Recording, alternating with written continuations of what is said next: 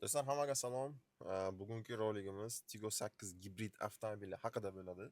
Avtomobil tashqi ko'rinishini ko'p bor obzor qilganmiz.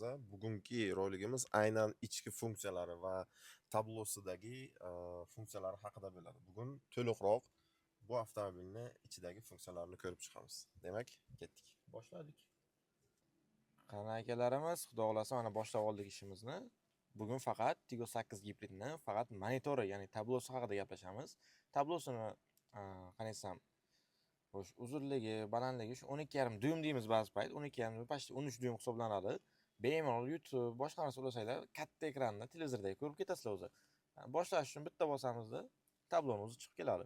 Ko'rasiz, chap tepa burchakda o'zini alisasi, ya'ni biz o'zini cherisi bo'ladi, ya'ni звуковой управленияsi bu taraf burchakda.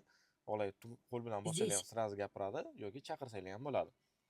Bundan tashqari o'zini menyusida polni bu yerda настройка qilib, o'zingizga kerak narsalarni shunday главный menyuga chiqarib qo'ysanglar bo'ladi. Navigatsiya chiqarganmiz biz radioni va настройка va Apple va Android CarPlay'larni chiqarib qo'yganmiz. Sizlar o'zingizga moslab bemalol to'g'rilab olsanglar bo'ladi. Bundan tashqari tepada menyusini tushirsak, bu yoqda Center управление chiqadi. Bu yerda bemalol rejimlarni tanlasangiz bo'ladi. Ekrandan xohlang bar qismida ham knopkalari bor. Bu yerda polni rejimlari chiqqan. Xo'sh. Rejimlari chiqqan, mashinani elektrondan o'chirish, zastavkani o'chirish, ekranni просто ручной tormoz ham shera va avtohold ham shera turibdi. Ya'ni avtohold уже knopka emas, elektronli bo'lgan. Remen taqqan payt ishlaydi, bez remen ishlamaydi. Xo'sh, va ikkita bokovoy oynani regrovka qilish.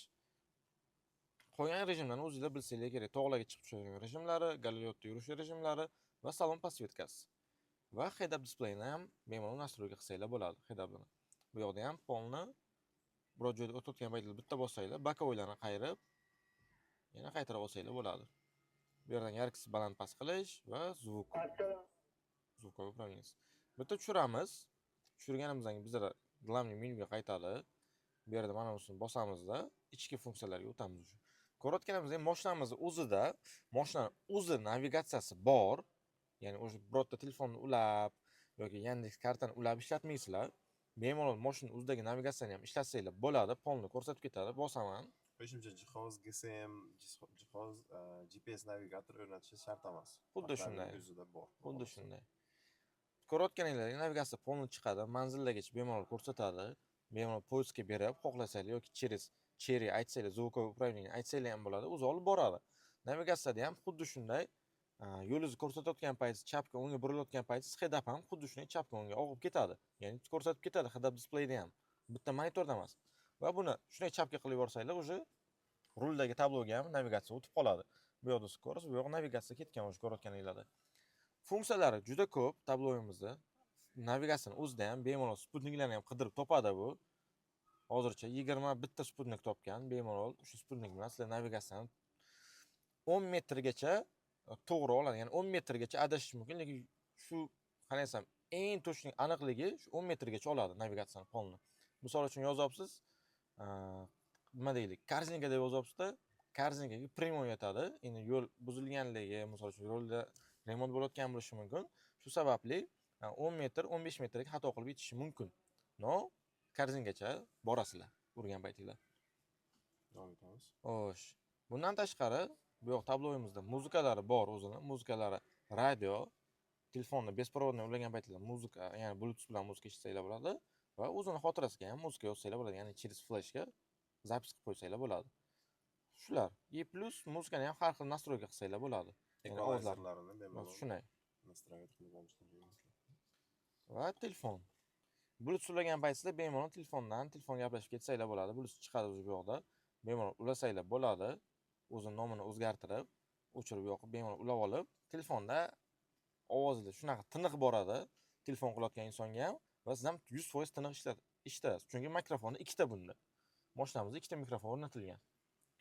Xo'sh, keyingisiga o'tadigan bo'lsak, mashinamizni настройкасы, ya'ni avtomobilimizning настройкасы hisoblanadi. Bir boshdan boshlaymiz. Head-up displeydan boshlaymiz. Head-up displeyimiz hamma biladi, mana bu yerda joylashgan. Lavoboyimizda displeyni proyeksiya berib ketadi. Ya'ni mana bu yerda sizga sfor skechlarni ko'rsatib ketadi. Elektron tabloyimizda. Bitta ishga tushiraylik. Tabloyimiz tushgan mana. Buni yerdan olsangiz, Ko'ryaptimi? shu kameraga ko'rinmayapti. Xo'sh, menga ko'rinmayapti. Hozir men buni bitta nastroyka qilib ko'raman.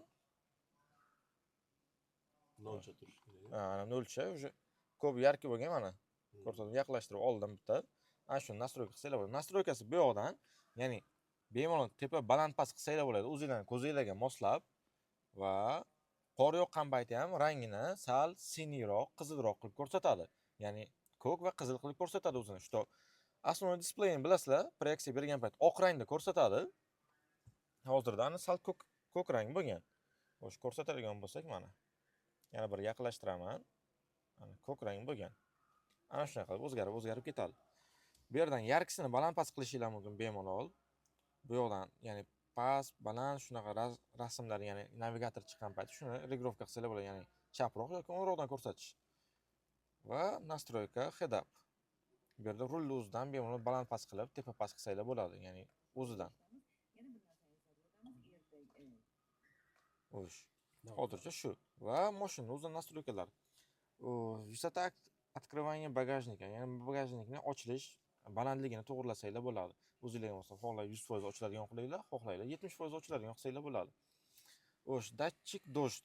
Mashinamizda datchik dojt bor, ya'ni o'zini dvorniklarni ishlatadi. xuddi shunday. Avtoblokirovka, ya'ni kalit bilan prosta tushsanglar, mashina avtomatik o'zini qulflaydi. Polni lyuk, panorama lyukini, oynalarni, bokovoylarni to'liq qulflaydi. Va razblokirovka dver водителя. Ya'ni biz o'zimiz shoferlarni bilamiz. Biz chap tarafda ayniqsa odam tushirayotgan paytimiz yoki orqa tarafda chap tarafdan eshik ochilsa juda noqulay holatlar bo'lib qoladi ko'pincha. Ya'ni bu tarafdan kelayotgan mashinamiz avariya holatini keltirib chiqarishi mumkin. Shuning uchun shunaqa rejimlar qo'yilgan. Ya'ni biz ba'zan buni детский rejim deymiz. Orqa shoferning orqa qismidagi yo'lovchi o'rindig'ini eshigini qulflab qo'yadi. Siz faqat uni o'z eshigingizni ochganingizdan keyin u yoq ochiladi. Bu nimaga kerak? Bizda ba'zi bir avariya holatlarni oldini olish uchun. Xo'sh, bu yoqda texnik obslužениyalarni eslatib turish uchun o'zini qanaqa desam, sizlarga qanday tushuntirsam, Bemalol bu yoqda probegini berib qo'yasizlar. Mana shu probegdan keyin avtomatik moy almashtirishga, moy almashtirishni, qancha probegdan keyingi TOga, ya'ni texnik obslužениyaga borishini o'zi счетчик qilib hisoblab beradi, xudo xolasa. xuddi shunday. Bu yoqda rullarni nastroyka qilish, ya'ni rulni Eco Comfort Sport qilishlaringiz mumkin, ya'ni rullar elektronli bo'lgani uchun xohlagan yengilroq qilib yoki sport rejimiga qo'yib, sal qattiqroq qilib boshqarishingiz mumkin. Bu asosiy shoferning управленияsiga bog'liq. Eng masalan qulay usuli mana rejim vождениyaga qo'yib qo'ysak, sportivniy rejimga o'tgan paytda rul o'zi avtomatik og'irlashadi, chunki katta skoroskka и katta razgonda avtomobilni og'ib ketmasligini oldini olib turadi, xudo xolasa. Xuddi shunday. Va pedal tormozi. Bizlarning cheriylarning ko'pchilik biladi, test drive'ga kelganlar, kelinglar albatta, kelayotgan paytingizlar pasport bilan pravani albatta olinglar, chunki test drive qilish o'zingizlarga ancha foyda beradi. Bu yerda nima degan? Ya'ni tormozni bosilishini ham nastroyka qilsanglar bo'ladi. Ya'ni sport rejimiga qarab va komfort rejimiga qarab. Tormoz chunki cherilarda juda ozgina bossalar ham riski tormoz oladi cherilar. Juda ham чувствительный tormozlari. Ana shularni nastroyka qilsanglar ham bo'ladi. O'zingizlarga moslab bemalol. Buni ham bemalol mana rejim vождениyaga qo'yib qo'ysa agar, xudo xolasa, o'zi avtomatik olib ketadi. Xuddi shunday. Xo'sh, displey. Bu уже bu tabloyimizda displey hisoblanadi. Bemalol bunga o'zingizlar yoqtirgan обойni qo'yib, pasvetkalarni o'zingizlarga moslashtirib olsanglar bo'ladi. Xohlasa avtoga qo'yasizlar. Kechqurun bo'lgan payt qora bo'ladi. Bitta bu ham emas, elektron tablosi ham shunday. Qora rangi o'zgaradi. Kimga qanday? Bemalol o'zingizlar yoqqan uslubga qo'yib olsanglar bo'ladi. Biz avtoga qo'yamiz. Xo'sh. Ekran yarkisi, приборный panel yarkisi bu. Pribor panel mana busi. Polni baland past qilishinglar avtoga qo'ysanglar ham bo'ladi. Bu yo'q ishlar shart ham emas. Подключение. Bizda asosiy narsa Apple CarPlay bilan Android Auto.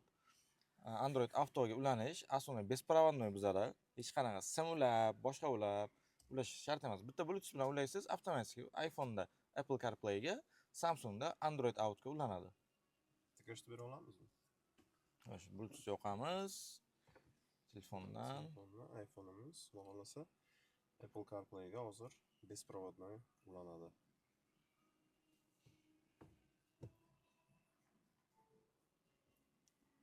Yana bir muhim jihati, bu yoqda mana bespроводный zaryadniga bor.